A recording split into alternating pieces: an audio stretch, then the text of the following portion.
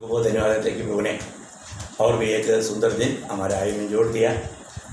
प्रभु का वचन लेकर के प्रभु की उपस्थिति में बैठने के लिए मौका दिया। एक एक दिन जो वचन आता है, ये वचन हमें मसीह के रूप बनाता है। हमारा जीवन का लक्ष्य कभी भी हम भूलना नहीं, हमें मसीह के अनुरूप बनना है। मसीह के अनुरूप बनाने वाला एक ही बात प्रभु का वचन है। जितना अधिक आप वचन प्राप्त करोगे उतना अधिक आप मसीह का रूप में बदलते जाएगा। जो हम खाएगा वो बन जाएगा। तो मसीह को खाता है तो हम मसीह के जैसा बन जाएगा। इसलिए जब भी प्रभु का लोग इकट्ठा होता है तो वो प्रभु का वचन पर गौर देता है। मैं फिर से एक बार सब पवित्र लोग जल्दी से ध्यान वाला प्रभु यीशु मसीह की अति पवित्र नाम में मेरा मसीह वचन देता हूँ कि हम प्रभु के वचन के द्वारा खास करके प्रभु का आगमन में मतलब हमें किस प्रकार तैयार रहना चाहिए। हमारी ज़िंदगी में आज प्रभु आएगा तो मैं प्रभु के साथ मिलने की तैयारी में है कि नहीं। मेरे जीवन में किसी प्रकार भी प्रभु के आगमन से बढ़कर और कोई भी बात मेरे दिल में स्थान लिया है क्या? क्योंकि आपको याद होगा जब दूसरा कुरिन्थी 11 अध्याय 3 वचन में प्रेरित पौलुस एक डर अपना प्रकट करता है कि वो बोलता है कि दूसरा कुरिन्थी 11:3 में, परंतु मैं डरता हूँ कि जैसे सांप ने अपनी चतुराई से हवा को बहकाया, वैसे ही तुम्हारे मन उस सीधाई और पवित्रता से जो मसीह के साथ होनी चाहिए कहीं भ्रष्ट न किए जाए। देखा, मतलब हमारे जीवन में हम इन बातों से मतलब मसीह के साथ जो होना चाहिए वहाँ से हमें भ्रष्ट करने के लिए विरोधी प्रयास में है। प्रियो, आपको मालूम है एदन वाटिका में जब शैतान आया, उसने मतलब जब हवा को पूछा है कि किसी वृक्ष का फल नहीं खाना, प्रभु ने कहा क्या? मतलब वो सवाल में ही एकदम मतलब उनको फंसाने वाला सवाल था। ऐसे सवाल लेकर के हमारे बीच में आने वाले लोग रहेगा, वो शायद बहुत आत्मीयता के रूप में आएगा, फिर वो कैसे धोखा दे करके जाएगा ये लोगों को मालूम नहीं पड़ेगा। अभी उसका गौरव मतलब उसने शायद मतलब इस पर मतलब भले बुरे का ज्ञान का वृक्ष का फल खाना नहीं, इसे बढ़ करके चूना ही नहीं करके जो बोला, शायद हवा का दिल की मतलब उसको खाने मतलब इतना वो सीरियस बात है उस रीति में भी बोला होगा, लेकिन बातों में शैतान ने उसको भगाया। हाँ देखिए, वो एकदम क्योंकि उसको खाना क्या उसको चूना भी नहीं बोलने का अर्थ वो इतना मतलब उससे दूर रहने के लिए हमारे लिए आज्ञा है। इस रीति में भी उसका अर्थ हो सकता है। ऐसा नहीं कि उसने मतलब कुछ बात बोला तो प्रभु का वचन के साथ कुछ जोड़ दिया बोल के कई बार हम सोचते हैं ऐसा ही होना कोई जरूरी नहीं। उनको इतना मतलब इस बात में गौर था कि नहीं वो खाना भी नहीं उसको छूना भी नहीं। ये बात बोलने के टाइम पर प्रभु के बातों में उसका बहुत मतलब गौर था, लेकिन शैतान ने बहुत चतुराई से उसका दिल को बहकाया। उसमें क्या हो गया, उन्होंने प्रभु पर अविश्वास किया, प्रभु के प्रेम पर संदेह किया और प्रभु की आज्ञा को भी मोड़ दिया। 3 भयंकर गुना इस कारण किया। सिर्फ एक फल खाया उतना नहीं, उसमें बहुत 3 बड़ा गिरावट आया है ना। प्रभु में मतलब उन्होंने अविश्वास किया, प्रभु की बातों से बढ़कर के शैतान की बात पर विश्वास किया, और दूसरा प्रभु का प्रेम पर संदेह किया। हम प्रभु के जैसा बनना शायद प्रभु की इच्छा नहीं, वो प्रेम पर संदेह किया। तीसरा प्रभु की आज्ञा को तोड़ दिया। कितना सिर्फ एक कई बार लोग सोचते हैं कि क्या एक फ्रूट खाने से इतना भयंकर सजा देना चाहिए क्या? प्रियो, उसके पीछे कितने प्रकार का गुनाह है करके लोग नहीं समझता। तो हमारे जीवन में, हमारे आत्मिक जीवन में भी कई बार कई लोगों को प्रभु में बढ़ने की इच्छा है, लेकिन एक बात जरूर याद रखना, हम कितना भी आत्मीजन क्यों ना हो, 1 थिस्सलुनीकियों 2 अध्याय का 18 वचन में प्रेरित पौलुस है ना, इतना आत्मा में भरा हुआ प्रेरित पौलुस का जीवन का एक अनुभव बताता है। वो आप थोड़ा ध्यान से सुनिए, 1 थिस्सलुनीकियों 2 अध्याय का 18 वचन। इसलिए हमने अर्थात मुझ पौलुस ने एक बार नहीं वरन 2 बार तुम्हारे पास आना चाहा, परंतु शैतान हमें रोके रहा। देखा, शैतान हमें रोके रहा। प्रियो, हमारे जीवन में बहुत से बार हमारे मार्ग को शैतान रुकाता है। कई बार लोग इस विषय को इतना नहीं समझता, न कितनी बार हम संगतियों में देरी से आया, शैतान ने रुकाया। कितनी बार हम संगति में नहीं गया, शैतान ने रुकाया। वो हमारे में आलसीपन का स्वभाव कौन लाया? उसके पीछे एक काला हाथ है, और वो हाथ कई लोगों ने देखा नहीं। हमारा विचारों में तक वो काम करता है। इसलिए हर एक बातों में हमें फरकना चाहिए। मैं एक बात आपको याद रखना चाहता हूँ, हमेशा ऐसा नीति वचन 28:14 में पढ़ता है, निरंतर प्रभु का भय मानना, निरंतर प्रभु का भय मानना। ये संडे के दिन आराधना में आने के समय में प्रभु का भय मानना ऐसे नहीं, प्रॉमिस लेने के लिए हम प्रभु का भय मानना ऐसे नहीं, निरंतर ऐसे है ना। जो मनुष्य निरंतर प्रभु का भय मानता रहता है वह धन्य है। हाँ देखा, वो धन्य है, वो भाग्यवान है ना। हम प्रभु की उपस्थिति में बैठने के टाइम पर मैं क्या सुन रहा है, ये सुनने वाला वचन पर मैं कितना गौर दे पाता है, प्रभु का वचन है ना। वचन को तक ध्यान से सुनने में लोग दुर्लक्ष करता है, वचन को सुनने के बाद में उसको अमल करने में दुर्लक्ष करता है। मैं हर एक पवित्र लोगों से विनती करता हूँ, प्रियो आप जरूर अपने आप को परखो। मेरे जीवन में मैं प्रभु का वचन सुनने के समय में कभी लापरवाही किया गया? मेरा जीवन का कोई भी गिल्टी प्रभु के आत्मा ने दिखाया और वो गलती को मैंने सुधारा है कि नहीं, मैं उससे मन फिराए कि नहीं? रोज हमें मन फिरावट की जरूरत है। रोज हमें और भी प्रभु का भय, मतलब प्रभु का दिल को दुख ना देने वाला एक अनुभव। प्रभु का भय का अर्थ मेरा जीवन में मेरा कोई भी कामों के द्वारा मेरा प्रभु को दिल का दुख, प्रभु को दिल में दुख ना आए, वो बात का भय माने। हम प्रभु को प्यार करता है तो, प्रभु का आदर करता है तो, यीशु मसीह को अपना प्रभु मान करके अपना दिल में पवित्र किया है तो हमारा विचारों में तक हमें यीशु मसीह को प्रभुता देना ना। कई बातों में हम लोग गलती करके उसको मानो तुझ कोई बात नहीं ऐसा सोच करके छोड़ देता है। प्रभु का जन ऐसा कभी ना करे प्रिय। रोज रोज और भी प्रभु का भय हमारे में बढ़े, उस स्वर्गीय ज्ञान में हम बढ़े, हम मसीह के स्वभाव में और भी हम उन्नति पाए। हमें रोज परखना है मैं कहाँ तक प्रभु का स्वभाव में बढ़ते जा रहा है, मेरा बातों में, मेरा विचार में, मेरे चाल चलन में, मेरी भावना में, मेरी इच्छा में प्रभु यीशु मसीह की प्रभुता है कि नहीं, ये बातों को परखना। बहुत बहुत धन्यवाद। ऐसे बोलने के लिए जाएगा तो अपना विषय रह जाएगा, इसलिए हम प्रभु का वचन की ओर आता है। हमने यहाँ तक देखा था कि प्रभु का जो गुप्त आगमन के बारे में, मतलब या प्रभु के आगमन के बारे में 3 प्रकार का लोगों को कहना है। हमने देखा, एक महाक्लेश से पहले आएगा, एक महाक्लेश के बाद में आएगा, एक महाक्लेश के मध्य में आएगा। ये 3 प्रकार का बात है करके हमने वहाँ तक सोच करके रुका था। आज मैं उसमें आगे बढ़ाना चाहता हूँ कि मतलब मंडली किसी प्रकार भी महाक्लेश में होकर नहीं जाएगा। ये बात मेरा विश्वास है, मैंने प्रभु का वचन के द्वारा ये समझा है। दूसरी प्रकार बोलने वाला भी है, मुझे उसके साथ कोई तर्क नहीं इस विषय में, क्योंकि मतलब मुझे विश्वास है, जब मैं इस विश्वास करता है प्रभु यीशु मसीह महाक्लेश से पहले आएगा और प्रभु के आगमन में वो आई भी जाएगा। जो महाक्लेश में होकर गुजरेगा, जो बोलता है, या मध्य में आएगा करके बोलता है, वो भी जाएगा। उसने महाक्लेश के बाद में आएगा बोलने के कारण वो रह जाएगा करके मैं कभी नहीं बोलता, वो भी महाक्लेश से पहले आएगा, पर उसकी समझ उस रीति में था, उतना ही फर्क है। खैर कुछ भी हो, मतलब महाक्लेश से पहले मंडली जाएगा, उसका कुछ कारण है, मैं आपको बताना चाहता हूँ। पहला कारण क्या है कि जब दूसरा गुरुदेव 5:20 में हम देखता है, हम लोग परमेश्वर का जो भी नए नियम का मंडली के लोग, वो प्रभु का राजदूत है। जब जो दो देश में जब भी कोई वादा होता है, वो वादा होने के समय में हम लोग देखते हैं कि मानो उस लड़ाई होने से पहले अपने अम्बासडरों को लोग अपने पास बुला लेते हैं, है ना। अभी दुनिया में परमेश्वर का क्रोध उंडेलने का समय है। उस समय में प्रभु कभी भी अपने लोगों को वहाँ पर रहने नहीं देगा। साधारण रीति में भी हम समझ सकते हैं। और दूसरी बात, उड़ा ले जाने वाला लोगों का एक छाया है हानोक। जल प्रलय से पहले उड़ा लिया गया, मतलब हानोक को जल प्रलय को देखने के लिए मतलब बात नहीं बना।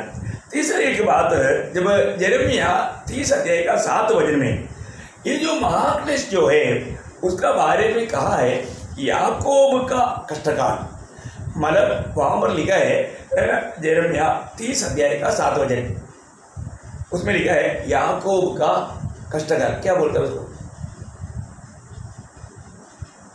वो दिन क्या ही भारी होगा, हाँ। उसके समान और कोई दिन नहीं। हाँ। वह याकूब के संकट का समय होगा। बस उतना अंडरलाइन करके रखो, याकूब का बाद में भी कभी पढ़ना पड़ेगा, तो याकूब का संकट का समय रहेगा, मतलब याकूब का संकट का समय रहेगा। बोलने का अर्थ क्या है कि मतलब ये इस्राएल के संबंध में, ये इस्राएल के साथ है, मंडली की बात नहीं है। वहाँ याकूब का जो बात कहा वो मतलब मंडली की बात है ही नहीं, है ना। और भी जब हम देखते हैं कि ये जो पीड़ा के समय के बारे में एजेकिएल नबी की किताब उसका 30 अध्याय का 3रा वचन की आखिरी में हम देखा है ये जातियों का काल है, ये जातियों का काल है। उसको जातियों का काल, मंडली का काल करके नहीं बताया, जातियों का पढ़ना, जातियों के दंड का समय होगा। हाँ, जातियों का दंड का समय, मतलब उस समय में जैसा यहूदियों के लिए मतलब ताड़ना है, उसी प्रकार जातियों के लिए भी ताड़ना है। उसके लिए मंडली का ताड़ना करके नहीं बताया। इसका मतलब क्या है कि उससे पहले हम लोग उस ताड़ना कब आएगा उसका इंतजार में नहीं, प्रभु कब आएगा उसके इंतजार में है ना। 1 थिस्सलुनीकियों 1 अध्याय उसका 9 और 10 वचन, 1 थिस्सलुनीकियों 1 अध्याय का 9 10। क्योंकि वे आप ही हमारे विषय में बताते हैं कि तुम्हारे पास हमारा आना कैसा हुआ और तुम कैसे मूर्तों से परमेश्वर की ओर फिरे, ताकि जीवित और सच्चे परमेश्वर की सेवा करो और उसके पुत्र के स्वर्ग पर से आने की बाट जोते रहो। मतलब उसके पुत्र की स्वर्ग से आने की बाट जोते रहो, मतलब आज मंडली क्या कर रहा है, मेरा प्रभु कब आएगा, ये नहीं मसीह विरोधी कब आएगा, महाक्लेश कब आएगा, वो नहीं, वो जो भी बात होना है ये प्रभु का लोग मंडली उड़ा ले जाने के बाद में होने वाला बात है। इसलिए उसके लिए बहुत वजन है। मैं आपको चाहता है तो आप लिख सकता है तीतुस 2 का 12, 1 कुरिन्थियों 1 का 7, फिलिपियों 3 का 20, ये सारा वचन हमारा प्रभु का आगमन की बाट जो होने वाला मंडली के बारे में लिखा है। ओके, और दूसरी बात प्रभु ने 1 थिस्सलुनीकियों 5 अध्याय में उसका 9-10 वचन में लिखा है कि प्रभु हमें क्रोध के लिए नहीं, मतलब क्रोध का दिन के लिए नहीं, वहां पर वो बात आपको सुनना बहुत अच्छी बात है। 1 थिस्सलुनीकियों 5 अध्याय का 9-10 वचन, क्योंकि परमेश्वर ने हमें क्रोध के लिए नहीं, परमेश्वर ने हमें क्रोध के लिए नहीं, परंतु इसलिए ठहराया है कि हम अपने प्रभु यीशु मसीह के द्वारा उद्धार प्राप्त करें। वो हमारे लिए इस कारण मरा कि हम चाहे जागते रहो चाहे सोते हो, सब मिलकर उसी के साथ जिए। देखो मतलब रोमियो 5 का 9, देखो सबसे बड़ी बात है कि यहाँ पर भी ये वचन कहा है कि प्रभु ने हमें क्रोध का दिन के लिए नहीं, प्रभु ने हमें क्रोध का दिन के लिए नहीं ठहराया, प्रभु का आगमन में उड़ा ले जाने की तैयारी में रहने के लिए प्रभु ने बताया। उसके अनुसार एक तैयारी चाहिए। देखिए उस क्रोध में प्रभु नहीं जाने देगा, उसके लिए एक सख्त वचन अभी जो रोमियो 5 अध्याय के 9 वचन में हम देखते हैं, जबकि हम आप उसके लहू के कारण धर्मी ठहरे तो उसके द्वारा परमेश्वर के क्रोध से क्यों न बचेंगे। देखा है, जो भी प्रभु यीशु पर विश्वास करके धर्मी ठहरा है तो प्रभु का उस क्रोध में प्रभु हमें पढ़ने नहीं देगा। और इन वचनों का सही रीति में ध्यान करेगा तो मतलब प्रभु का लोग उस मतलब महाक्लेश के दिनों में प्रवेश नहीं करेगा करके हम लोग देख सकते हैं। इवन जब मतलब जब चरित्र को, बाइबल को अगर हम पढ़ेगा पुराने नियम में, जैसे मैंने बोला मतलब आनोक मतलब जल प्रवेश से पहले उड़ा लिया गया, और लोत जब सोदोम गोमोरा को जब आग बरसा करके नष्ट करने से पहले प्रभु ने उनको बचाया। प्रभु बोलता है कि जब तक तुम लोग यहाँ से बाहर करके निकलोगे नहीं तब तक ये बरसा नहीं सकता। उन लोगों को वहां से निकालने के बाद में प्रभु ने आग बरसा, है ना। तो इसी प्रकार मतलब बहुत से संभव हम मतलब बाइबल में देखते हैं, खास करके ये वायदा है यशायाह नबी की किताब 57 अध्याय का 12 वचन में उसके आखिरी भाग में, यशायाह 57 का 1 वचन का आखिरी भाग में, भक्त मनुष्य उठा लिए जाते हैं परंतु कोई नहीं सोचता। हाँ बस देखो भक्त लोग उठा लिए जाता है, या भक्त लोग ऐसा अनर्थों में पड़ने नहीं देगा, ये प्रभु का वायदा है प्रियो। तो इसलिए मतलब प्रभु हमारे लिए आएगा। हाँ इतना है कि प्रभु कौन सा साल में आएगा, कौन सा महीना में आएगा, कौन सा दिन में आएगा, कौन सा घड़ी को आएगा, ये बात प्रकट नहीं। ये बात आज ऐसे से बोलने वाला लोग, भविष्यवाणी करने वाले लोग बहुत है, लेकिन वो बात प्रभु ने वचन में प्रकट नहीं किया, क्योंकि बार बार इसके बारे में जब हम देखते हैं कि मरकुस का समाचार 13 अध्याय का 33 वचन में प्रभु ने कहा, मतलब प्रभु का आगमन का शीर्षक या काल कोई नहीं जानता है ना, शीर्षक मतलब क्योंकि तुम नहीं जानते कि वह समय कब आएगा। वो समय कब आएगा, वो समय या वो काल या वो साल तुम नहीं जानता है ना। कोई बात मत्ती के समाचार 24 अध्याय का 42 वचन में, मत्ती 24 अध्याय का 42 वचन में, क्योंकि तुम नहीं जानते कि तुम्हारा प्रभु किस दिन आएगा। किस दिन आएगा, दिन मतलब तुम साल नहीं जानता, दिन भी नहीं जानता। फिर वापस मरकुस उसका 13 अध्याय का 35-36 में वापस बोलता है, आपको मालूम है, मतलब एक एक पहर बोलेगा तो 3 घंटे का एक एक पहर अलग किया हुआ है, दिन की 4 पहर, रात का 4 पहर, इसलिए वहां पर ये प्रयोग है मतलब उसका 13 अध्याय का 35-36। क्योंकि तुम नहीं जानते कि घर का स्वामी कब आएगा, सांझ को या आधी रात को, या मुर्ग के बाद देने के समय या भोर को, ऐसा न हो कि वह अचानक आकर तुम्हें सोते पाए। बोले 4 पहर में वो बांटा हुआ है। इसमें हम लोग बोलने का अर्थ साल नहीं जानता, दिन नहीं जानता और उसका समय भी नहीं जानता है ना, मतलब वो पहर नहीं जानता। इवन ठंडी जब मत्ती 24 का 44 में हम देखता है वो घड़ी या उस घंटा नहीं जानता है, मतलब 24 का 44, क्योंकि जिस घड़ी के विषय में तुम सोचते भी नहीं हो, जिस घड़ी बोलेगा तो किस घंटे में आएगा, और 3 बजे आएगा, 12 बजे आएगा, ऐसा भी है ना। कितने बार कितनी लोग, मैं जब सिक्किम में था उस समय में कुछ झूठा भविष्यवाणी हुआ था, बोला 91 में शायद मुझे ऐसा लगता है, 91 में या 92 में, 90 या 90 में, मतलब ऐसा ही ये हुआ था। कुछ भविष्यता लोगों ने ऐसे किया कि ऐसा महीना में कोई मार्च अप्रैल महीना का था, रात को 12 बजे आएगा करके। तो क्या हो गया, तो कुछ लोग 12:30 बजे हमारा घर के पास आकर खिड़की से देख रहे हैं कि ये लोग हैं कि नहीं, मतलब कुछ और विश्वासी लोग वो लोग गए नहीं, अरे वो प्रभु आकर के चला तो नहीं गया, वो लोग आकर के देखने के बाद फिर जाकर के सोया, उन लोग उनको तसल्ली आ गया, इसका प्रभु नहीं आया। देखो बहुत बड़ी बात है, मतलब ऐसा प्रभुकंडा हुआ। ऐसे कितनी बार दुनिया भर में कितने लोगों ने ऐसे समय बता करके लोगों को धोखा दिया। तो प्रियो, जरूर हम ये विश्वास कर सकता है कि आज का हरेक अवस्थाओं को देख करके हम लोग जान सकता है कि इस प्रकार प्रभु का हरेक भविष्यवाणी पूरा होकर के महाक्लेश शुरू होने लायक, मतलब उस लोथ का समय का जैसा काल, मतलब उस नोह का काल का जैसा काल आज है, इससे बढ़कर इंसान पाप और बुराई में डूब चुका है। यह बात हम देख सकते हैं। इसका मतलब क्या है कि प्रभु का आगमन के दिन वो प्रकट होकर के आने का बात का चिन्ह है। और ऐसे है तो उससे भी 7 साल पहले प्रभु का मंडली उठा ले जाना है, तो हम कितना अधिक प्रभु का आगमन का निकट है। इसका मतलब हम लोग किसी भी प्रकार अभी भी प्रभु का आगमन में उड़ा ले जा सकता है। इसलिए जो भी लोग प्रभु के आगमन की बात जो है, लोग क्या करना चाहिए है ना, हमारे जीवन में मत्ती उसका 24 का 42 वापस एक बार पढ़ेंगे। इसलिए जागते रहो। हाँ, पहली बात जागते रहना है, जागते रहना। उसका 44, इसलिए तुम भी तैयार रहो। तैयार रहना। देखो एक शब्द में बहुत अर्थपूर्ण हमारा बात है, बहुत उसका गहरा अर्थ है। जागते रहना, तैयार रहना है ना। लूका 21 अध्याय उसका 34 वचन में है संभालना, सावधान रहना। देखा, सावधान रहना है ना। और उसका 21 का 36 वचन में प्रार्थना करते रहना। इसके मतलब हमारे जीवन में जो भी आज सचमुच में प्रभु के आगमन की बात जो हो रहा है, वो लोग क्या क्या करना चाहिए, क्या हम क्लियर लिखा है। पहली बात, प्रभु का जन मतलब जागृत रहना, तैयार रहना, सावधान रहना और प्रार्थना करते रहना। ये चारों बात बहुत इंपॉर्टेंट बात है। शायद बहुत बार लोग इस विषय में इतना सोचते नहीं, लेकिन प्रियो प्रभु का लोग इन बातों में लापरवाही ना करें हम प्रभु की आत्मा पाए हुए लोग हैं तो वचन के अनुसार हर पल हम प्रभु के आगमन की तैयारी में रहना चाहिए।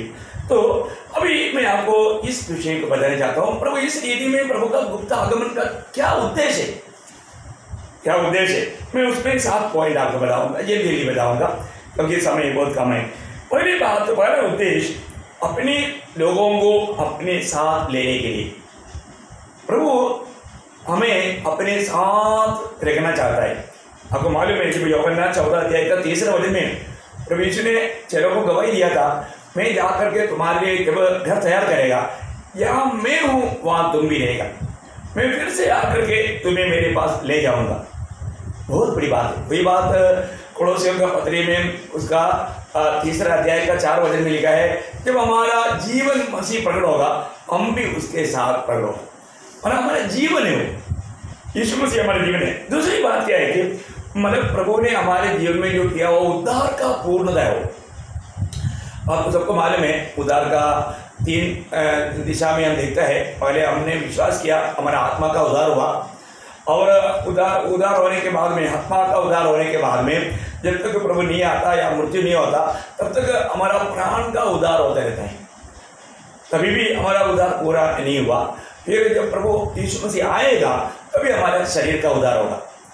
इसलिए रोमियो 8:23 में हम पढ़ता है कि हम लोग मतलब जो प्रभु के आगमन की बाट जो होता है, सच्चा उद्धार पाए हुए लोगों के अंदर एक तड़प रहता है, इसलिए शरीर का उद्धार के लिए, है ना, पढ़ सकता है 8:23। और केवल वही नहीं पर हम भी जिनके पास आत्मा का पहला फल है आप ही अपने में कहराते हैं। वो शब्द है कहराते हैं, मतलब उनके अंदर एक ऐसा एक मतलब तड़प रहता है कि मैं कब आएगा, मतलब ताकि मेरा ये शरीर का भी उद्धार होकर के मैं महिमा में प्रवेश करेगा। तो उसमें हम लोग तड़पता है, हम लोग उस महिमा का शरीर पाने के लिए तड़पता है। ये बहुत जरूरी बात है, हमारा उद्धार पूर्ण हो जाएगा। और हमारा तीसरी बात क्या है कि फिलिपियों 3:21 हम लोग उस महिमा का शरीर पाएगा। यीशु मसीह हमें उसकी महिमा का शरीर देने के लिए आ रहे हैं। प्रभु का आगमन, गुप्त आगमन में हम उस शरीर पाएगा। चारों बात क्या है कि हम उसके सदृश बनेगा, है ना। जब हमारा पहला यूहन्ना 3:2 में लिखा है, जैसा वह है वैसे हम उसको देखेगा। बहुत मौत की बात है।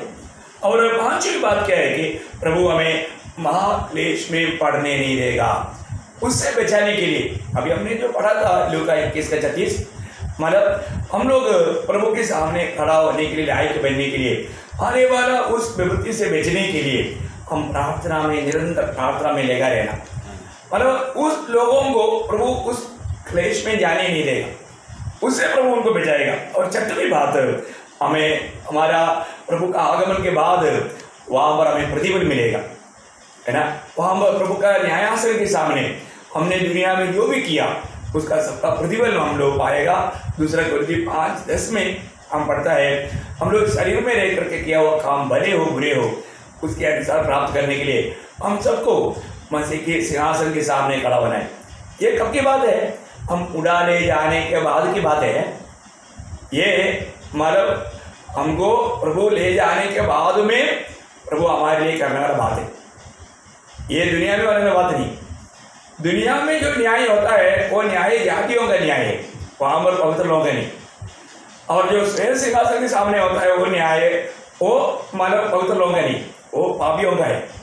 इसलिए ये बात को भी विशेष करके आप लोग जानना। और 7वीं बात क्या है कि मतलब हम लोग स्वर्ग में उस होने वाला शादी में भाग लेने के लिए, जब प्रकाशित वाक्य के 19 अध्याय का 7 और 8 वचन में हम लोग देखते हैं कि 19 अध्याय का 7-8, आओ हम आनंदित और मगन हो और उसकी स्तुति करें, क्योंकि मेमने का विवाह आ पहुंचा है और उसकी दुल्हन ने अपने आप को तैयार कर लिया है।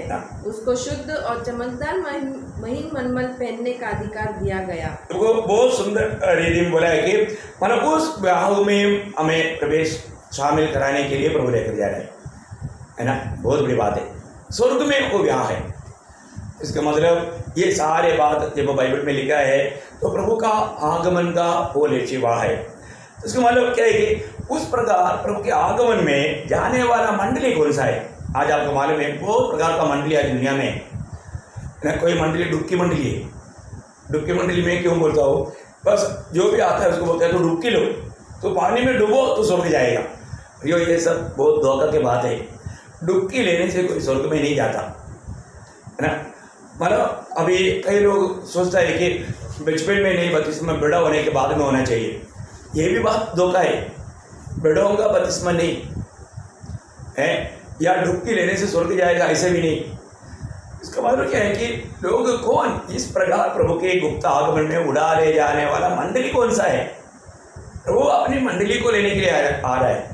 आज बहुत प्रकार का मंडलियाँ है, बहुत प्रकार का संगठन है, बहुत प्रकार का मतलब मसीह धर्म के लोग हैं, परंतु ये सब लोग उड़ा लिया नहीं जाएगा। अब पहली बात तो प्रभु का मंडली क्या है ये तो जानना जरूरी बात है, क्योंकि मंडली प्रभु का है, प्रभु मंडली को बनाता है। और मंडली प्रभु का मंडली का खूबी सबसे पहले बात आपको याद होगा, जब प्रेरितों का काम उसका दूसरा अध्याय का 47 वचन में हम पढ़ता है, जितने लोग उद्धार पाते थे उनको प्रतिदिन प्रभु मंडली में मिलाता है। मंडली प्रभु का है। प्रभु यीशु ने कहा मैं मेरा मंडली बनाऊंगा, मैं बनाऊंगा, मेरा मंडली है। ये कोई भी व्यक्ति का नहीं। कई लोग कई प्रकार का मतलब बुराई कहता है नासिक मंडली को, कोई कोई बोलता है टोमी का मंडली। अरे प्रियो, ये बात का धोखा मत कहो, ऐसा झूठी बात बोल करके प्रभु के सामने मतलब दंड के योग्य ना बनो। सबसे बड़ी बात है कि मतलब हमारे जीवन में ये जानना है, प्रभु ने नासिक में प्रभु का मंडली खड़ा किया है, वहां पर सब प्रभु यीशु मसीह का नाम ऊंचा किया जाता है, कोई व्यक्ति का नहीं। कई लोग बोलते हैं अरे उसमें बहुत सामर्थ्य है, बहुत पावर है, हाथ रखते ही गिर जाता है। ये कोई प्रभु का काम नहीं है प्रियो, या वो कोई मतलब प्रभु का कोई सामर्थ्य पाया हुआ प्रभु का दास है करके समझना तक धोखा है। और आज लोग ऐसे सोचता है, जहाँ प्रभु यीशु मसीह का नाम ऊंचा किया नहीं जाता वो मंडली प्रभु का मंडली नहीं। जहाँ पर सत्य वचन नहीं मिलता वो मंडली प्रभु का मंडली है ही नहीं। प्रभु का मंडली में चिन्ह चमत्कार का कोई महत्व नहीं, प्रभु का मंडली में यीशु मसीह का महत्व है। प्रियो, स्वर्ग को स्वर्ग बनाने वाला बात उधर सोने का सड़क है, या उधर बहुत कई लोग बोलते हैं मैं स्वर्ग गया था, मैंने वहाँ पर बगीचा देखा, मैंने वहाँ पर कबूतर को देखा, मैंने वहाँ पर सोने का सड़क देखा। ये सब झूठी बात है ना। स्वर्ग का कोई भी बात कोई भी हमारा वर्णन नहीं कर सकता। तीसरा स्वर्ग तक गया हुआ प्रेरित पौलुस बोलता है मैंने वहाँ पर ऐसे बातें देखा, ऐसे बातें सुना, कि उसके बारे में कुछ बोलने के लिए वो डरता है, क्योंकि वो किसी प्रकार दुनिया का कोई भी शब्दों में वो बात नहीं ला सकता। इसलिए आप झूठी कहानियों के पीछे मत जाओ, सत्य वचन को थामे लो, प्रभु यीशु मसीह को थामे लो। प्रभु के आगमन की बाट जोड़ने वाले लोग प्रभु के लिए एक सच्चा आशा में जीवन बिताना चाहिए ना। धोखा का दुनिया है, मैं इसलिए आपको ये बात बताया। तो जो भी लोग उद्धार पाया है उन लोग क्या करता है, वो प्रभु का आगमन की बाट जोड़ता है। प्रियो, जब शुरुआत की मंडली ही उस समय में आएगा कोर्ट के हमेशा प्रभु के आगमन की बाट जोड़ता था, और प्रभु का वायदा भी वही है। नंबर 1 बात, मैं इस पर भी आपको कम से कम 9 पॉइंट बताऊंगा, जो कि मतलब उस प्रकार उड़ा ले जाने वाला मंडली कौन सा है। तो मैंने आपको बताया उद्धार पाया हुआ लोगों का झुंड है मंडली, और उस झुंड में बहुत झूठे लोग भी आकर के रहता है। उन लोग शायद दूसरे की बुराई करते हुए, दूसरे की चुगली करते हुए, दूसरे के बारे में मतलब कुछ ना कुछ झूठी बात फैलाते हुए चलेगा, वो लोगों की बात नहीं। सच्चा प्रभु का मंडली पहले उनका गुण क्या है, इब्रानियों 9:28 में लिखा है कि जो प्रभु के आगमन की बाट जो होता है ना, प्रभु के लोगों की खूबी और प्रभु की आगमन की बाट जो होता है। ये बहुत बड़ी बात है। आज आपका जीवन में आप प्रभु के आगमन की बाट जो होता है तो निश्चय आप प्रभु का मंडली का एक सदस्य है। आज वो अनुभव आपका जीवन में है कि नहीं, ये बात को परखना। दूसरी बात, मतलब प्रभु यीशु मसीह के दिन में अपने आप को कोई भी प्रकार का, जब पहला कुरिन्थी पहला अध्याय का 8 वचन में हम देखते हैं, मैं एक आधा शब्द बीच में पढ़ाऊंगा। पहला कुरिन्थी पहला अध्याय का 8 वचन, तुम्हें अंत तक दृढ़ भी करेगा कि तुम्हारे प्रभु यीशु मसीह के दिन में, प्रभु यीशु मसीह के दिन में निर्दोष ठहरे। देखो, प्रभु यीशु मसीह के आगमन के दिन की बाट जोड़ने वाला व्यक्ति हमेशा एक निर्दोष जीवन बिताने का प्रयास करता है। एक निर्दोष, बहुत वचन में नहीं पढ़ाना चाहता हूँ। और तीसरी बात एफेसियों का पत्री 5 अध्याय 26-27 वचन, एफेसियों 5 अध्याय उसका 26-27 कि उसके वचन के द्वारा जल के स्नान से शुद्ध करके पवित्र बनाए और उसे एक ऐसी तेजस्वी कलीसिया बनाकर उसको, उस मंडली, प्रभु का मंडली को ऐसा एक तेजस्वी मंडली बनाना। कैसा मंडली? बनाकर अपने पास खड़ी करे, जिसमें न कलंक, न झुरी, न कोई और ऐसी वस्तु हो, वरन पवित्र और निर्दोष हो। बोलने का अर्थ ऐसा कोई कमी ना होते हुए, मतलब मंडली जीवन में आने के बाद में प्रयोग हमें प्रभु का भय रखते हुए हर प्रकार का बुराई से दूर रहना चाहिए। बहुत बड़ी बात है। प्रभु अपना वचन रूपी जल स्नान से उन्हें शुद्ध करता है। उसमें किसी प्रकार का जुरी, खड़ंग, ऐसा कोई खूबसूरती है, मगर क्या ऐसा भी एक शब्द है इसमें नहीं आया, मतलब ऐसा कोई भी कमी ना हो, ऐसा प्रभु चाहता है। ऐसा है जो प्रभु के आगमन के बाद जो होने वाला। 4वीं बात फिलिपियों का पत्री 1 अध्याय उसका 10-11 वचन, फिलिपियों 1 अध्याय का 10-11। यहाँ तक कि तुम उत्तम से उत्तम बातों को प्रिय जानो और मसीह के दिन तक सच्चे बने रहो और ठोकर न खाओ, और उस धार्मिकता के फल से जो यीशु मसीह के द्वारा होते हैं भरपूर होते जाओ। देखा, उस धार्मिकता की फल से आप एकदम भरते जाना। देखो मतलब किसी प्रकार दूसरों के लिए भी एक ठोकर का कारण ना बनते हुए उस धार्मिकता का फल से भरते जाने वाला अनुभव मैं आपको बताना चाहता हूँ। ये सब एक सच्चा उदार पाया हुआ व्यक्ति इस बात का परिश्रम में रहता है, क्योंकि हम उन भले कामों के लिए सजा गए। उस धार्मिकता का फल हमारे में पूर्णताई से होना चाहिए। हमारा कोई अच्छा कर्म के कारण हम धर्मी नहीं बना, प्रभु यीशु मसीह पर विश्वास करने के द्वारा प्रभु ने हमें धर्मी ठहराया। तो बहुत बड़ी बात है, उन लोगों में ये गुण चाहिए। ओके, 5वीं बात क्या है कि कोलोसियों 1 अध्याय का 23 वचन में हम देखते हैं कि वो पहला विश्वास में आखिरी तक विश्वास में बना रहने वाला मंडली। आप पढ़िएगा उसको। यदि तुम विश्वास की नींव पर दृढ़ बने रहो। विश्वास की नींव पर दृढ़ बना रहो। देखो, बहुत बड़ी बात है हमारे जीवन में, मतलब प्रभु का मंडली विश्वास में कायम रहना। प्रभु ने हमें दिया हुआ वो सच्चा विश्वास ये हमारे भी चाहिए। आपको मालूम है 1 तिमोथी 5:12 में लिखा है, जो पहला विश्वास छोड़ देता है उसके ऊपर दंड की आज्ञा लिखा है, दंड की आज्ञा।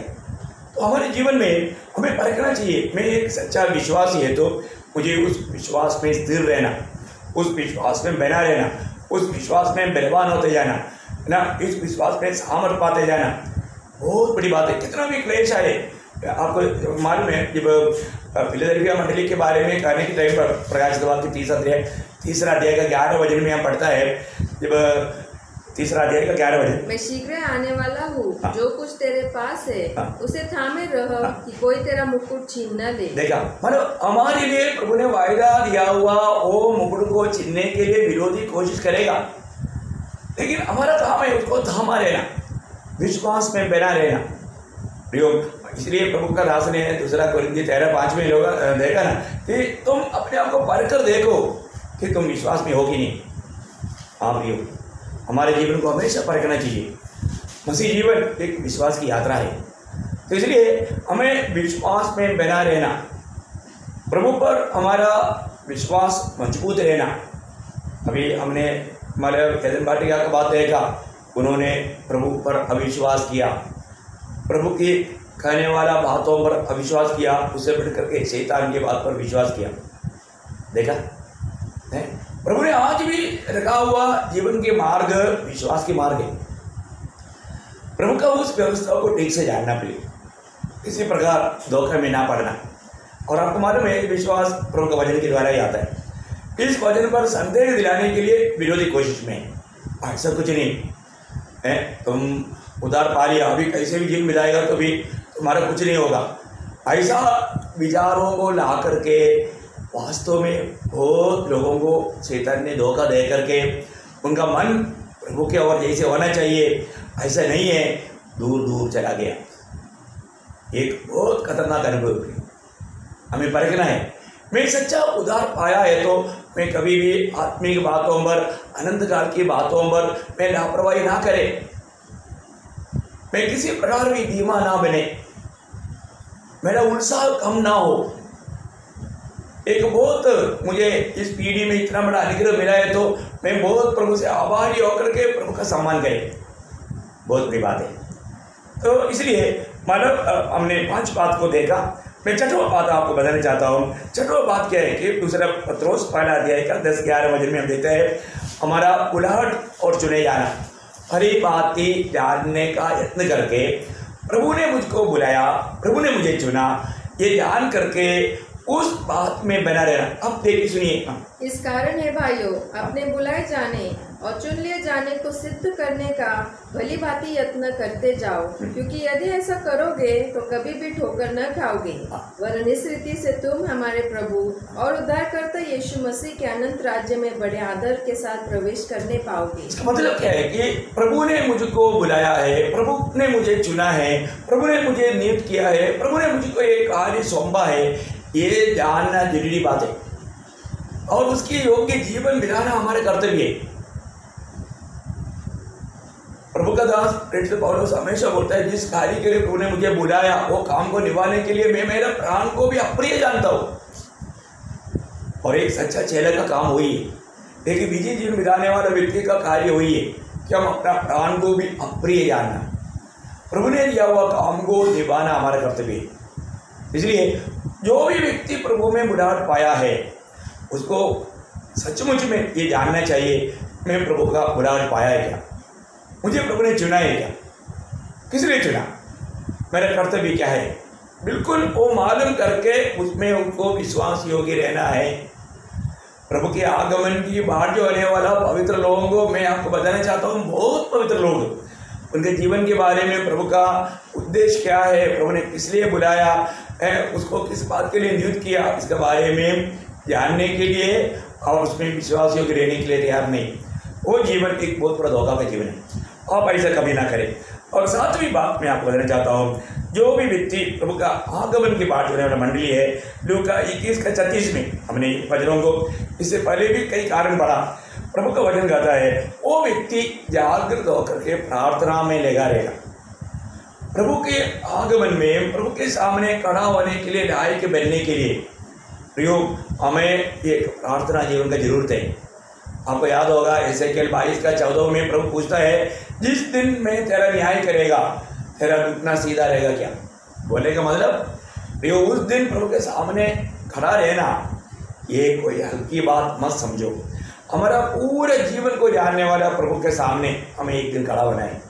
इसलिए प्रभु के आगमन के बाद जो होने वाले व्यक्ति अपने आप को इस रीति में एक सच्चा तैयारी करेगा, क्योंकि प्रभु का आने के बाद में भी तैयारी के लिए मौका नहीं। प्रभु का आने के बाद में भी हमें प्रभु का न्यायासन के सामने हमारा न्याय होने वाला है। यह बात तो प्रभु ने पवित्र लोगों को प्रकट किया है। ये तो नहीं कि प्रभु आकर के हमको उड़ा कर ले जाएगा और उधर जाकर आपको पलंग में सुला देगा। नो नो नो नो, ऐसा आप मत सोचना, है ना। कई बार ऐसा स्वप्न में है इधर भी सोते रहना, प्रभु में आने के बाद उधर भी सोते रहना, ऐसा धोखा मत खाना प्रभु। हम प्रभु में आने के बाद में हमारे जीवन का प्रभु का लक्ष्य ना जान करके जीना बहुत धोखा है। आज अपना प्रार्थना जीवन को वापस एक बार परखो। सही प्रकार एक सच्चा प्रार्थना जीवन मेरा है क्या? प्रार्थना में लवलीन रहो, प्रार्थना में लवलीन रहो। जब तक आप एक सच्चा प्रार्थना जीवन नहीं बिताएगा तो जरूर आप प्रभु का आगमन में एक सच्चा हिम्मत के साथ खड़ा होने के लायक नहीं बनेगा। तो प्रभु का मंडली के लोग ऐसा करेगा।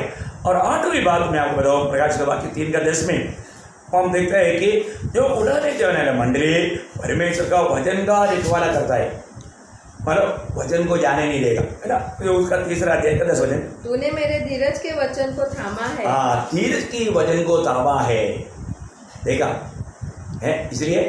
इसलिए मैं भी तुझे परीक्षा के उस समय बचा रखूंगा जो पृथ्वी पर रहने वालों के परखने के लिए सारे संसार पर आने वाली है। देखा, मतलब सारे संसार में होने वाला महाक्लेश के दिनों में प्रभु का भक्त को उसमें जाने नहीं देगा।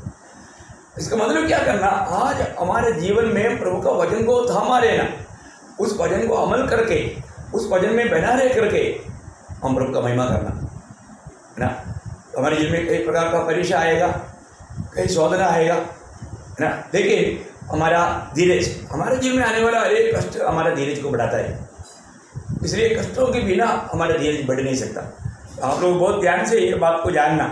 आखिरी 9वीं बात मैं आपको बताना चाहता हूँ कि जो तैयार है ना, लूका का समाचार 12 अध्याय का 40 वचन में प्रभु ने चेलों को मतलब समझाया करके कहा, 12 का 40, तुम भी तैयार रहो, तुम तैयार रहो, क्योंकि जिस घड़ी तुम सोचते भी नहीं उसी घड़ी मनुष्य का पुत्र आ जाएगा। देखा, शायद आज भी सुबह उठने के टाइम पर आपने नहीं सोचा होगा आज प्रभु आएगा, लेकिन मैं एक बात आपको बताना चाहता हूँ, हर क्षण आपको ये सोचने का कि प्रभु आ रहा है ना, प्रभु आज आएगा, आज मुझे प्रभु के साथ जाना है, ये उस तैयारी में रहना। उसका मतलब क्या है कि एक सच्चा उद्धार पाया व्यक्ति, यहाँ पर मैंने 9 बातें बताया, उसकी बात जो होते रहता है और वो एक मतलब कलंक रहित जीवन बिताता है, जिसके उसके जीवन में किसी प्रकार का मतलब जुड़ी कलंक नहीं रहता और वो दूसरे को ठोकर नहीं खिलाता और धार्मिकता का फल से भरा रहता और विश्वास में बना रहता और अपनी बुढ़ापे को चुनौती को मालूम करके जीवन बिताता और वो जागृत होकर प्रार्थना में लगा रहता और धीरज के वजन को थामा रहता और वो तैयार रहता। यह है उड़ा ले जाने वाला मंडली।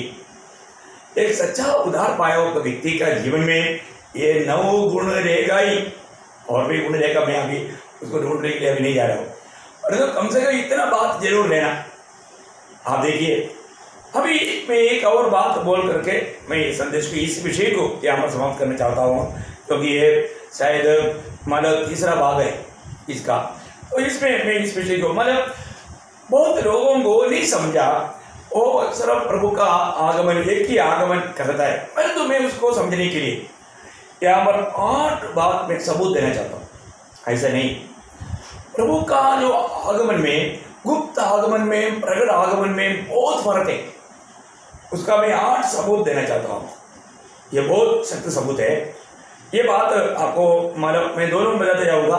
जो गुप्त आगमन में प्रभु मंडली के लिए आ रहा है, जब हमने इब्रानियों 9:28 में देखा था, आपको मालूम है, मैं इसलिए उसको अभी पढ़ना नहीं चाहता है ना। मतलब इब्रानियों 9:28 में लिखा है कि प्रभु मंडली के लिए वो गुप्त आगमन में आता है, परंतु उसी जगह में प्रभु जब प्रकट में आ रहा है वो मंडली के साथ आ रहा है।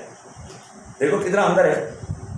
गुप्त आगमन मंडली के लिए आ रहा है और तो प्रकट आगमन में प्रभु मंडली के साथ आ रहा है। जब यूदा का पत्री 15 वचन में हम देखते हैं, मतलब आदम से लेकर के 7वां पीढ़ी का हानोक ने मतलब उस दर्शन तक देखा कि प्रभु मंडली के साथ मतलब दुनिया में आने वाला, उस आगमन की तक प्रभु ने 7वां पीढ़ी का हानोक को 300 साल अपने साथ चलते हुए वो प्रकाश तक दिया। ओह, वास्तव में कितना धन्यवाद है। उन दिनों में कोई बाइबल नहीं, उन दिनों में कोई वचन नहीं है, ऐसे समय में प्रभु के साथ चलते हुए आनोक ने वो दर्शन पाया, इसलिए आनोक ने भविष्यवाणी किया करके हम लोग यूदा का पत्री 15 वचन में देखते हैं।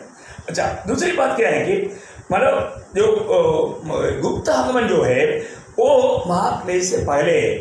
हमने अभी पढ़ा था 1 थिस्सलुनीकियों 1 अध्याय का 9-10, परंतु प्रकट आगमन महाक्लेश की बाद में है, महाक्लेश के बाद में है। हम प्रकाशित वाक्य 19 अध्याय उसका 11 से 16 तक का वचन पढ़ेगा तो वहाँ पर हम देखता है महाक्लेश खत्म होने के बाद में प्रभु प्रकट आगमन में मतलब प्रकट रीति में दुनिया में आता है। आप घर में बैठे बैठे उन वचनों को पढ़ेंगे ना, प्रकाशित वाक्य 19 अध्याय का 11 से 16, उस समय में जो प्रभु आ रहा है वो महाक्लेश खत्म होने के समय में आता है, वो प्रभु का आगमन के बारे में लिखा है। ओके, तीसरी बात क्या है कि मतलब गुप्त आगमन में मंडली को लेने के लिए आता है, मंडली को लेने के लिए आता है। देखिए, मतलब मंडली को लेने के लिए क्या बनकर आता है, वो दुल्हा बनकर आता है ना। जब 2 कोरिन्थी 11 अध्याय का उसका दूसरा वचन आप थोड़ा पढ़ना, 2 कोरिन्थी उसका 11 अध्याय का दूसरा वचन। क्योंकि मैं तुम्हारे विषय में ईश्वरीय धुन लगाए रहता हूँ, इसलिए कि मैंने एक ही पुरुष से तुम्हारी बात लगाई है। एक पुरुष के साथ तुम्हारी बात लगाया, वो पुरुष आ रहा है। वो पुरुष कौन है? प्रभु यीशु मसीह। वो पुरुष मतलब मंडली को ले जाने के लिए वो क्या बनकर आता है, दुर्गा बनकर आता है। परंतु प्रभु का प्रकट आगमन में वो दुर्गा बनकर नहीं आता। जैसे अभी हमने प्रकाशित वाक्य 19 का 11 से 16 तक पढ़ा, या यूदा 15 वचन में पढ़ा, वो मतलब राजा बनकर के न्याय करने के लिए आता है। प्रभु मंडली के साथ राजा बनकर के वो न्याय करने के लिए आ रहा है। ये दोनों आगमन में बहुत फर्क है। ओके, चौथी बात, मतलब मंडली के लिए जो आगमन है वो रहस्य आगमन है। क्योंकि जब हमने मत्ती के सुसमाचार 24 अध्याय का 44 वचन में, मत्ती 24 का 44 में हमने देखा था, पढ़िए उसको। इसलिए तुम भी तैयार रहो, हाँ। क्योंकि जिस घड़ी के विषय में तुम सोचते भी नहीं हो, हाँ। उसी घड़ी मनुष्य का पुत्र आ जाएगा। देखा, तुम सोचते भी नहीं ऐसा घड़ी को मनुष्य पुत्र आएगा। परंतु मतलब प्रभु का जो प्रगट आगमन जो है वो सबको दिखाई देते हुए आता है। आप उसी मत्ती 26 का 60 पर पढ़ना, वहाँ पर प्रभु ने महायाजक को उत्तर देते हुए कहने के समय में खास करके ये आगमन के बारे में बताता है। यीशु ने उससे कहा, हाँ। तूने आप ही कह दिया, हाँ। वरन मैं तुमसे यह भी कहता हूँ कि हाँ। अब से तुम मनुष्य के पुत्र को सर्वशक्तिमान की दाहिनी ओर बैठे हाँ। और आकाश के बादलों पर आते देखोगे। देखा, आकाश के बादलों पर आते हुए देखेगा, मतलब सब लोग देख पाएगा। प्रकट आगमन में देख पाएगा, परंतु गुप्त आगमन में नहीं देख पाएगा। कोई बात, प्रकाशित वाक्य 1 अध्याय उसका 7 वचन पढ़ना, वो भी प्रकट आगमन की बात है। देखो, वो बादलों के साथ आने वाला है, हाँ। और हर एक आंख उसे देखेगी। देखा, हर एक आंखें, इसका मतलब क्या है? दुनिया का सारे लोग अरे वो क्या आ रहा है, अरे प्रभु के साथ सारे पवित्र लोग आ रहे हैं, सबको दिखाई देगा। परंतु गुप्त आगमन में मंडली को लेने के लिए आ रहे, उसके बाद किसी को दिखाई नहीं देगा। ओके, 5वीं बात, 1 थिस्सलुनीकियों उसका 4 अध्याय का 16 वचन में हम देखते हैं, प्रभु यीशु मसीह बादलों तक आएगा। क्योंकि प्रभु आप ही स्वर से उतरेगा। हाँ। उस समय ललकार और प्रधान धूम का शब्द सुनाई देगा। हाँ। और परमेश्वर की तुरी फूकी जाएगी। हाँ, और भी आगे, और जो मसीह में मरे हैं वे पहले जी उठेंगे। और आगे, तब हम जो जीवित और बचे रहेंगे हाँ। उनके साथ बादलों पर उठा लिए जाएंगे। बादलों पर उठाए जाएंगे, बादलों पर उठाया जाएगा। प्रभु यीशु मसीह के गुप्त आगमन में प्रभु यीशु मसीह दुनिया में नहीं आएगा, सिर्फ बादलों तक आएगा।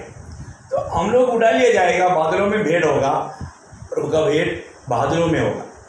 परंतु प्रकट आगमन में वो दुनिया में आएगा, है ना। जकरिया ने भी किया उसका 14 अध्याय का 4 वचन, देखो कितना फर्क है, एक एक बातों में बहुत अंदर है। गुप्त आगमन में प्रभु दुनिया में आकर के उतरता नहीं, बादलों तक ही आएगा। परंतु यहाँ पर यह विषय भी क्लियर है, प्रकट आगमन में वो ओलिव पहाड़ पर आकर के उतरेगा और ओलिव पहाड़ 2 भाग बन जाएगा। पढ़िए उसको। उस दिन वह जैतून के पर्वत पर पाँव रखेगा, हाँ। जो पूर्व की ओर यरूशलेम के सामने है। हाँ। तब जैतून का पर्वत पूर्व से लेकर पश्चिम तक बीचों बीच से फटकर बहुत बड़ा खड्डा हो जाएगा। हाँ, देखा, मतलब उस समय में भयंकर संभव दुनिया में होगा, है ना। मतलब जैतून पहाड़ 2 भाग बन जाएगा, है ना। सब लोग देखेगा, बहुत बहुत फर्क है ना। 6वीं बात क्या है कि मतलब गुप्त आगमन में सिर्फ ये विश्वासियों के साथ कार्य होगा, क्योंकि विश्वासी लोग सिर्फ उठा लिया जाएगा। जब यूहन्ना 14:3 में, और अभी हमने जो पढ़ा 1 थिस्सलुनीकियों 4 का 16-17 में, कि जो प्रभु में सोए है, प्रभु में सोए है वो जी उठेगा, और हम जो जीवित है, मतलब प्रभु में जो जीवित है वो रूपांतर होकर के उड़ा लिया जाएगा। परंतु मतलब प्रभु का प्रकट आगमन में ये सारे लोगों के संबंध में रहेगा। प्रकट आगमन ये सभी लोगों के जीवन में कार्य होगा। जब रोमियो का पत्री 11 अध्याय उसका 26-27 वचन, रोमियो 11 अध्याय का 26-27, कि इस रीति से सारा इज़राइल उद्धार पाएगा। हाँ। जैसा लिखा है, छुड़ाने वाला सियोन से आएगा, हाँ। और अभक्ति को याकूब से दूर करेगा, और उनके साथ मेरी यही वाचा होगी, जबकि मैं उनके पापों को दूर कर दूंगा। देखा, मतलब एक ही दिन में प्रभु पर विश्वास करके सारा इस्राएल उद्धार पाएगा। यह प्रकट आगमन में होने वाला बात है। उस समय में वो लोग जानेगा हमारे पुरखों ने जो कदम किया था वो वास्तव में मसीहा को था, वही सच्चा मसीहा था। तो इसलिए वो लोग अपने गलतियों को कबूल करेगा। तो एक देश एक ही दिन में वो लोग इस प्रकार का क्षमा पाएगा। बहुत बड़ी बात है। बहुत विस्तार से मैं अभी इतना विस्तार में इन बातों में जाना नहीं चाहता, लेकिन इस बात पक्की बात है कि उस समय में आपको मालूम है प्रभु का उस आगमन के बाद में फिर मतलब 11 शब्बात की तड़ में प्रभु मतलब जातियों का न्याय करेगा और उनको दाहिने बाएं खड़ा करेगा। जो भी मतलब महाक्लेश के दिनों में इसराइल को मदद किया उनको दाहिने, और जो मदद नहीं किया बाएं खड़ा करके उनका न्याय होगा। ये सारी बात हम मत्ती के 25 अध्याय का 31 से पढ़ता है।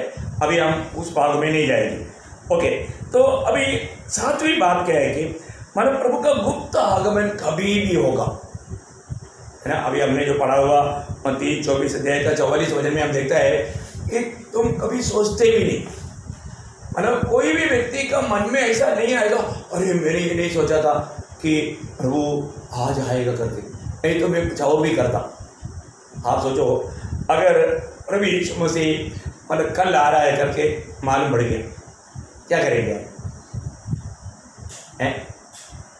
क्या करेंगे सोचो।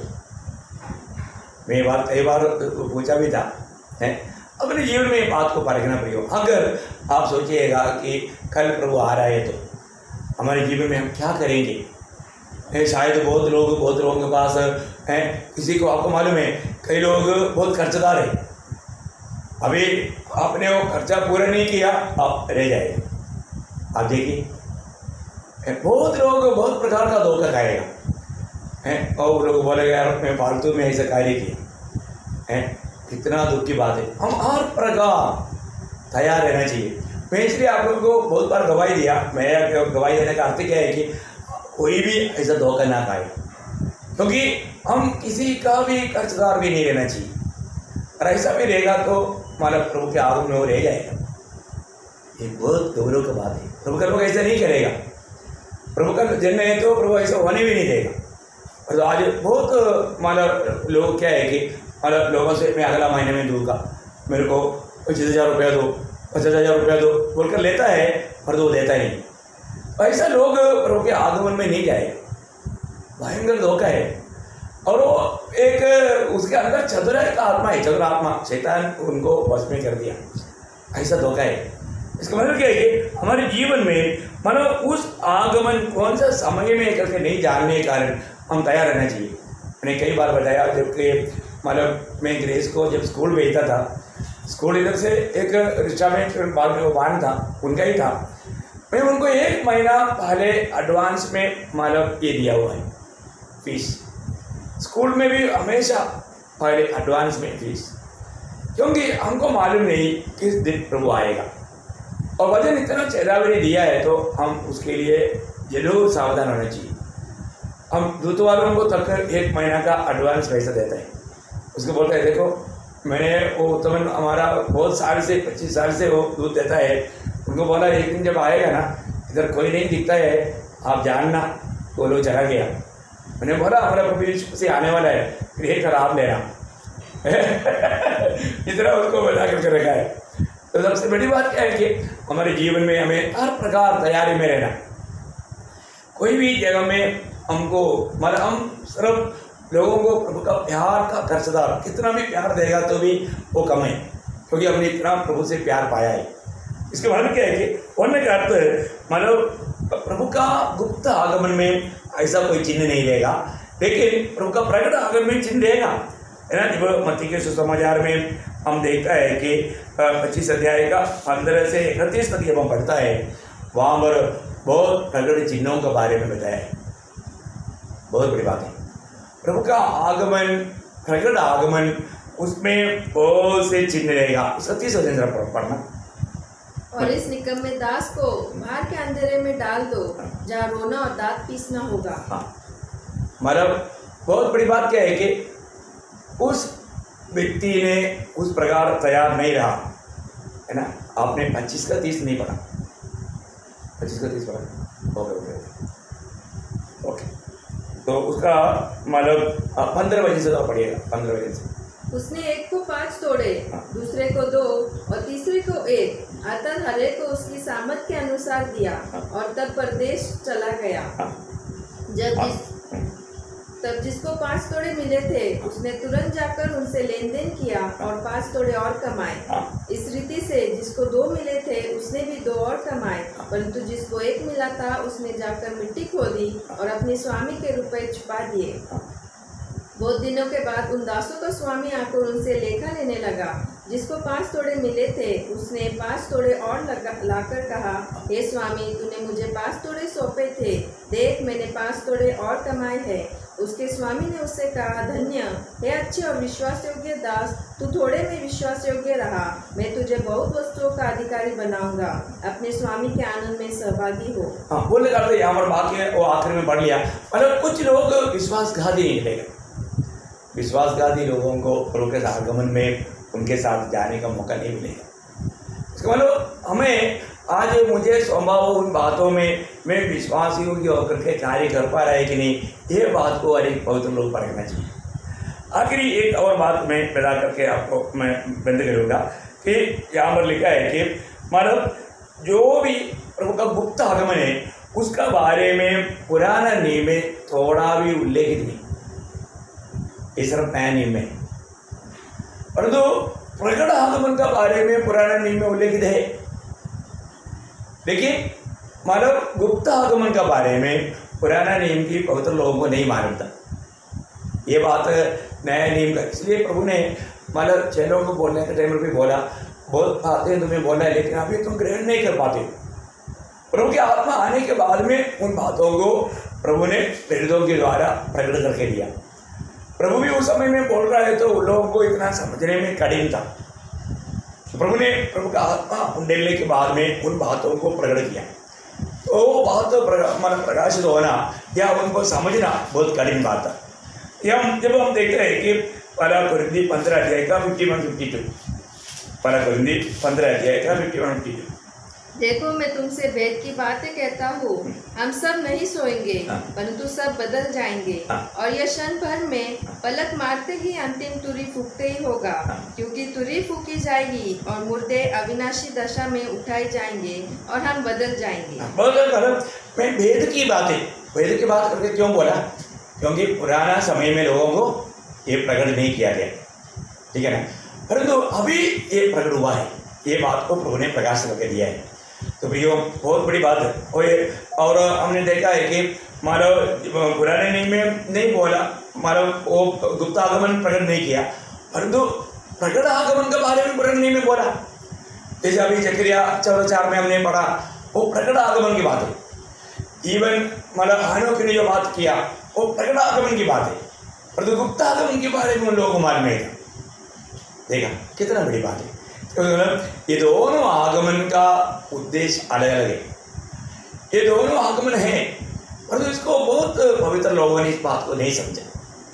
हमें इस बात को इतना विस्तार से समझने के लिए प्रभु मौका दिया है, तो मैं बोलता हूँ ये जानने के बाद में प्रभु के जन इतना अधिक प्रभु के आगमन की बाट होते हुए तैयार रहना चाहिए, है ना। हमें ये वचन की सच्चा प्रकाश ना मिलने के लिए विरोधी कोशिश करेगा, है ना। हम सिर्फ प्रकट आगमन की बात जो होते रहेगा तो उसके बीच में प्रभु आएगा और जरूर हमको लेकर जाएगा। ये जो बात जो विश्वास नहीं करेगा तो मैं उधार पाया है तो उड़ा लिया जाएगा, लेकिन जैसे तैयार होना चाहिए तैयारी नहीं